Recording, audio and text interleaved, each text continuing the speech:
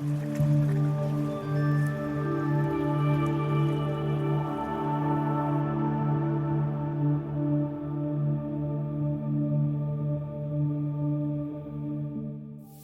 everyone. Rajiv Chopra here, back again with one more episode of the Dusty Mike Chronicles. It's 2025, so this is season 1, episode number whatever. This episode is a bit different in the sense that it's going to be a 2-part episode.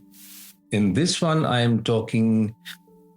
I'm recording this from my home studio, my home study, my home office. And in the second part, I will record from the field. And I'm talking about Qutb Minar. So let's get into the history in this first part. We'll first talk about a gentleman called Muhammad Ghori or Muhammad of Ghur. You spell Ghori as Ghori and Ghur as Ghur. He was the ruler of the Ghurid dynasty, and you spell Ghurid Ghurid, and this was in the Ghor region in today's Afghanistan. The spelling of Ghor is Ghor. In 1193 of the Common Era, so that's 1193 CE, he defeated Prithviraj Chauhan, the last Tomar Rajput of the Tomar Rajput dynasty that had ruled Delhi. And this was a decisive victory for Muhammad Ghori. 2 years prior, he had come into the subcontinent. Prithviraj Chauhan defeated him, let him go, and unfortunately for Prithviraj Chauhan, this time around, he was overconfident, so they say, and the other Rajput kings did not support him. Muhammad Ghori was not magnanimous, so after he defeated Prithviraj Chauhan, he executed him. And that was the end of the Rajput reign in Delhi. The Tomar Rajputs had built their capital in what they call their capital Lal Kot, and that's the first city of Delhi. You will still find a few walls of the Lal Kot fortification in the Mehroli area of Delhi. Very few people know about this, and I've been to a couple of sections, one of which is, really very obscure. And on a side note, New Delhi has sites that are much older than Old Delhi.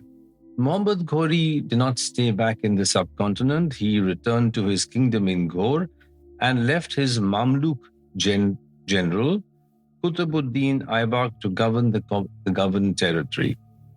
And Qutbuddin Aibak then founded the slave dynasty or the Mamluk dynasty, which was the first of the Delhi Sultanate dynasties. And I'd suggest for those of you who are history buffs to dive deep into Mamluk history. They were absolutely fascinating people. But their history is now buried under mounds of ignorance and historical dust. So Qutbuddin Aibak founded the Mamluk or slave dynasty, and this actually was the start of almost 7 centuries of Islamic rule in Delhi. Qutbuddin Aibak did not name the Qutb Minar after himself. There are various theories about the naming. Some say it means the Minar of Victory, and some people say it was named after a Sufi saint, whichever. But indeed, it was a symbol of victory. And if you walk around and inspect some of the inscriptions very closely, you will actually find them talking about the might of Islam.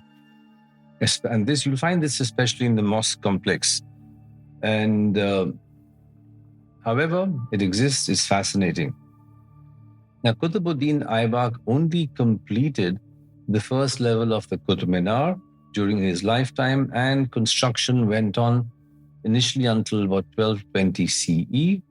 However, modifications continued after that until finally it was Firoz Shah Tughlaq, of the Tughlaq dynasty, who completed the top floor, as you might call it, and he added a cupola on top. The Qutb Minar has 399 steps, and there are several levels where theoretically you can emerge onto a circular veranda, if you might say. Nowadays it's closed, but when I was a kid, you could go up to the second level, I think. They had stopped entry or stopped allowing people to go to the top because, as per the story, there were several people who decided to take an Olympic dive down to the ground level to their death. Now, of course, you can't go in at all. And they have, unfortunately, a railing around it, so it bars your entry into the place.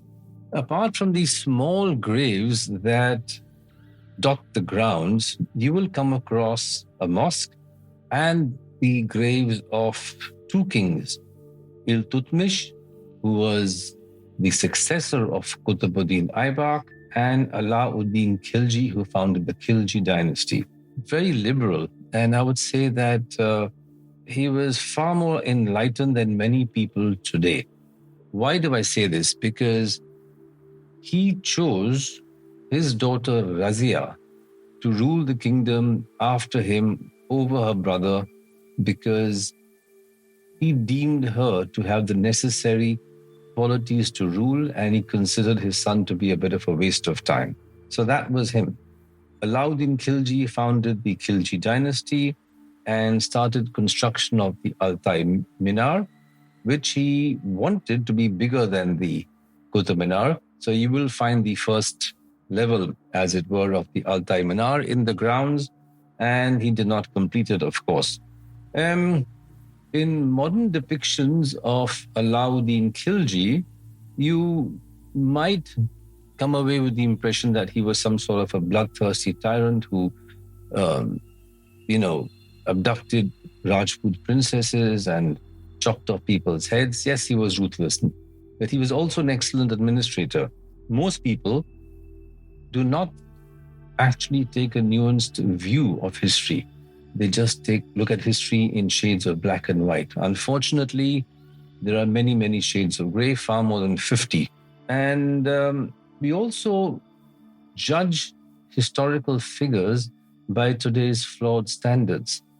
Consider the way we bomb people out of existence. Consider the way that we arm militias to commit genocide. We go around chucking nuclear bombs on people if we want to. I don't consider ourselves less barbaric than the kings who lived before us. The key difference, those kings went into battle themselves. Our politicians strut the world like great warriors, but they send other people to die. That's simple, no? Anyway, to return to the topic. The graves of both kings are simple and open to the sky. No big tomb. The big tombs came much later. They came, I think, probably around the Tughlaq dynasty. Yes, Ghiyasuddin Tughlaq has a tomb. But these are open to the sky. Iltutmish's tomb, however, or his grave, is much grander than Alauddin Khilji's, which is a simple grave. And both the kings lie there in the Qutb Minar complex, which is now a part of Delhi's first city. I am now going to end this first part, which has turned out longer than I had planned, and I will add the second part, which will be I-L, which I will record U-T on the field, M-I-S-H. And he was actually an excellent king by all records, and he was... Okay, strangely, for some reason, the phone did not record when I had put the microphone, when I plugged the microphone in, and I am making this recording into my phone as a backup to the Zoom recorder. So, there's a plane going overhead. So, hello once again. My name is Rajiv Chopra, and I am making this voice recording as the second part of the Notes from the Field podcast episode of the Qutb Minar walk. I'm here with a bunch of students, and we are lucky today that we have we have a relatively clear sky compared to what we had yesterday. Yesterday was terrible. It was cloudy and foggy and misty and dull, mostly because of the completely ill-advised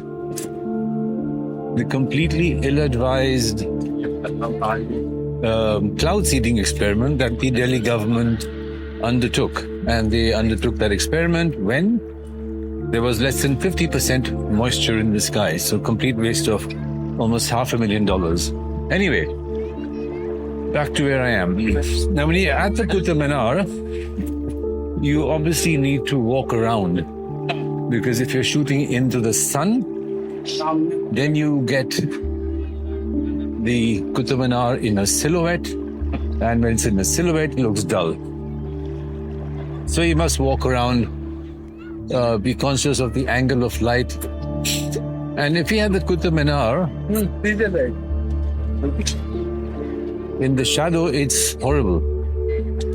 The other thing is that you need to stand away from the Qutb, because it's so tall that the closer you are, the more distortion you get. It's very important to look at some of the inscriptions on the walls. People keep looking for signs of all the Hindu inscriptions, but I don't know why.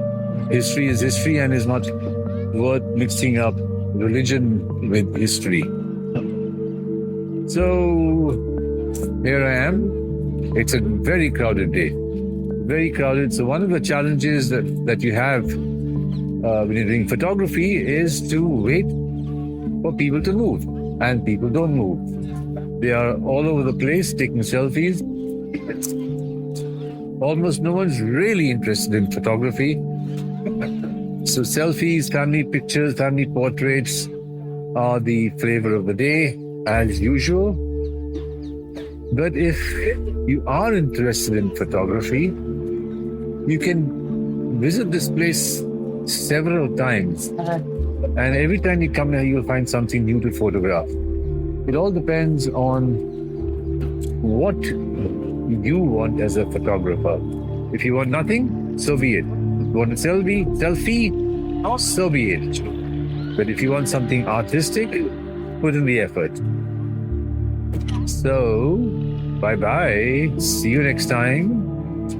Rajiv Chopra from the Dusty Mike Chronicles saying, bye, goodbye, see you.